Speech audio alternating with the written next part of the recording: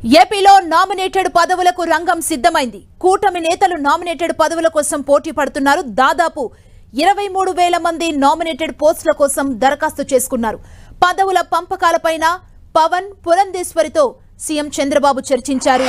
దశల వారీగా పోస్టులను ప్రకటించాలని నిర్ణయించారు. అందులో భాగంగా ఎన్నికల్లో సీటు దక్కని టీడీపీ సీనియర్లకు కీలక పదవులు ఖరారైనట్లు తెలుస్తోంది. ఏపీలో నామినేటెడ్ పదవుల భర్తీపై కూటమి నేతలు ఒక ఒప్పందానికి వచ్చారు. తొలి దశ పోస్టుల ప్రకటన కసరత్తు దాదాపు పూర్తయింది. 3 పార్టీలకు ప్రాధాన్యత ఇవ్వాలని నిర్ణయించారు. టీడీపీలో సీనియర్లతో పాటు జనసేన, బీజేపీలోని ముఖ్య నేతలకు రాష్ట్ర స్థాయి పదవులు దక్కనున్నాయి.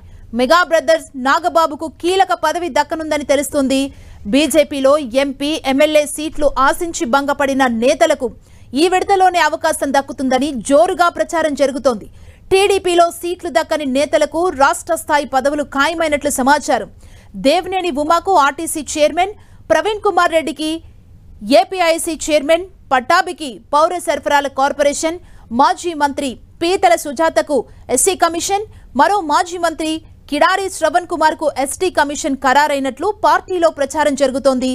జనసేన ముఖ్య నేత నాదెండ్ల మనోహర్ కు తెనాలి సీటు ఖరారు క్రమంలో అవకాశం కోల్పోయిన మాజీ మంత్రి ఆలపాటి రాజేంద్ర ప్రసాద్ కు అమరావతికి సంబంధించి కీలక బాధ్యతలు అప్పగించనున్నట్లు తెలుస్తోంది.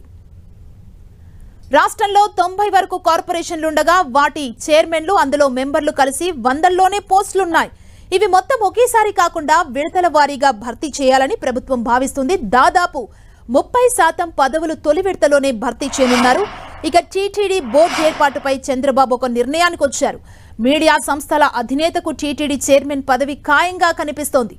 ఏపీ, తెలంగాణతో పాటుగా మరో 3 రాష్ట్రాలకు చెందిన వారికి బోర్డులో అవకాశం కల్పించనున్నారు.